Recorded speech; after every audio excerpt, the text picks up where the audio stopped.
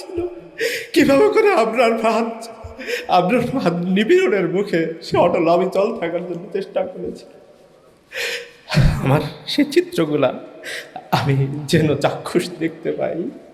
সম্মানিত উপস্থিতি, ওরা কিভাবে করে নির্যাতন করে আমি ছোট্ট একটু বর্ণনা দিই।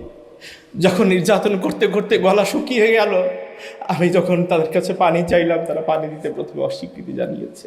শহীদ আবরারকেও নিশ্চয়ই পানি দিতে অস্বীকৃতি জানিয়েছিল।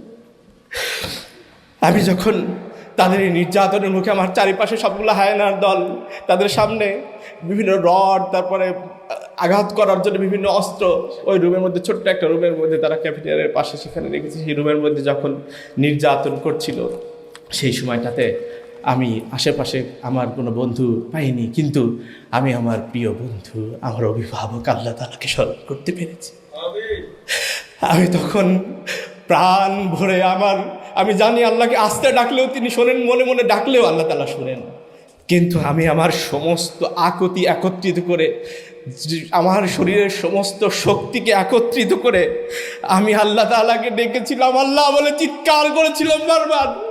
সেই চিৎকারে আমার আকুতি আমি প্রকাশ করেছিলাম। কিন্তু বিশ্বাস করেন, সে সময় যারা নির্যাতন করছিল তারা এই আল্লাহ ডাককে সহ্য করতে পারে নাই। তারা আল্লাহ ডাককে সহ্য করতে পারে নাই। কিছুক্ষণ পরে তারা ময়লা কাপড় নিয়ে এসে আমার মুখের মধ্যে দিয়েছে, সো দ্যাট আমি যেন কথা না বলতে পারি, চিৎকার না করতে পারি। তারপর নির্যাতন করছে। কিছুক্ষণ পরে যখন ওই কাপড় পরে গেছে মুখ থেকে, তখন তো আবার মুখ ওপেন হয়ে গেছে।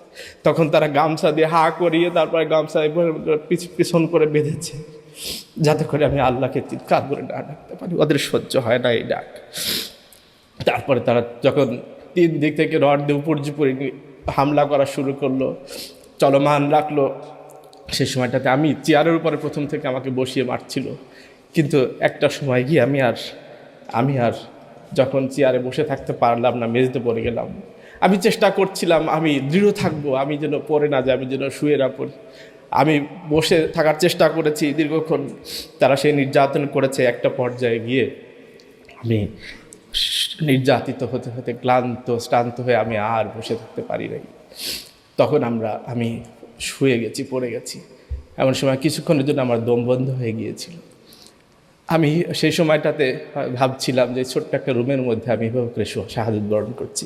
সামনে যে ছেলেগুলো রয়েছে তাদের সাথে আমার কোনো শত্রুতা নাই, কোনো পার্সোনাল শত্রুতা নাই, কিন্তু তারা আমার উপরে কেন নির্যাতন করছে? ওয়ামা নাকামু মিনহুম ইল্লা আইয়ুমিনু বিল্লাহিল আজিজিল হামিদ। ওই ঈমানদারদের আর কোনো অপরাধ ছিল না এটা ছাড়া যে তারা মহা পরাক্রমশালী আল্লাহর প্রতি ঈমান এনেছে।